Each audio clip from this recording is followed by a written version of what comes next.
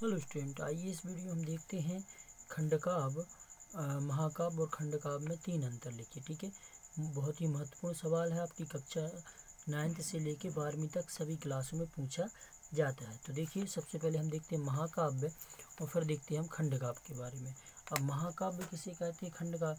देखिए, महाकाव्य में क्या होता है, किसी भी व्यक्ति या किसी भी महान पुरुष के बारे में, देखिए महाकाव्य में जीवन का समग्र रूप का वर्णन होता है, मतलब उसके जन्म से लेके मृत्यु तक का। ठीक है, यानी कि सब जो उसने घटना जो उनके साथ घटना घटी हैं उन सब का वर्णन होता है किसमें, महाकाव्य में।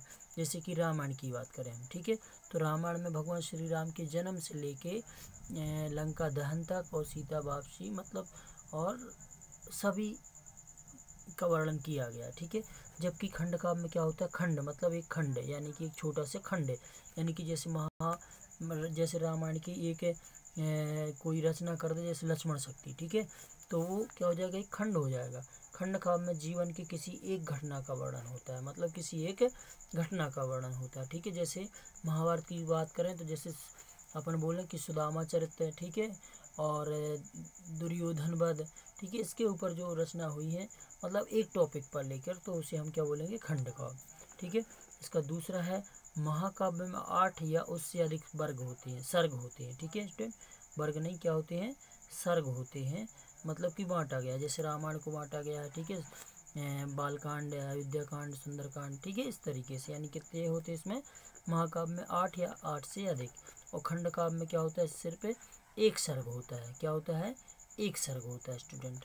और तीसरा अंतर है कि इसमें काय का प्रयोग किया जाता है, रामायण महाकाव्य में छंद और चौपाई आदि का। ठीक है, इसमें अनेक छंद का प्रयोग किया जाता है, मतलब चौपाई भी, ठीक है, और तुम्हारे सोठा, इन सब का।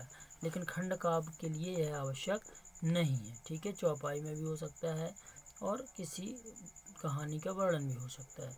चौथा है, इसमें शांत वीर रस और श्रृंगार रस में से किसी एक का, मतलब देखिए पूरी कहानी में मुख्य अंतर यही है कि पूरे महाकाव्य में एक ही रस का वर्णन होगा, इसमें शांत वीर अथवा श्रृंगार रस में से किसी एक का वर्णन होगा। ठीक है, मतलब कि जिसमें शुरुआत में शांत रस था, जैसे हम रामायण की बात करें तो प्रारंभ में क्या था, उसमें शांत था, तो लास्ट तक क्या रहा, उसमें शांत रस का वर्णन हुआ है, वीर का भी हुआ, श्रृंगार का भी हुआ। ठीक है, और श्रृंगार का करुण रस प्रधान होता है, श्रृंगार व करुण रस, मतलब कि खंडकाव्य में या तो श्रृंगार के ऊपर बात होगी, किसी एक काव्य की बात करना है, ठीक है, एक नायक नायिका की, तो करुण रस बनता होता है।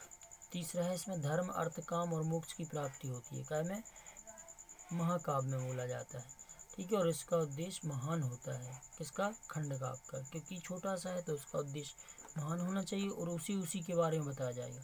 प्रमुख महाकाव्य रचनाएं हैं जैसे कि रामचरितमानस तुलसीदास जी की, ठीक है, साकेत, ठीक है, पद्मावत, कामायनी, जैसे जयशंकर प्रसाद की क्या है, कामायनी, तो ये क्या है, महाकाव्य है।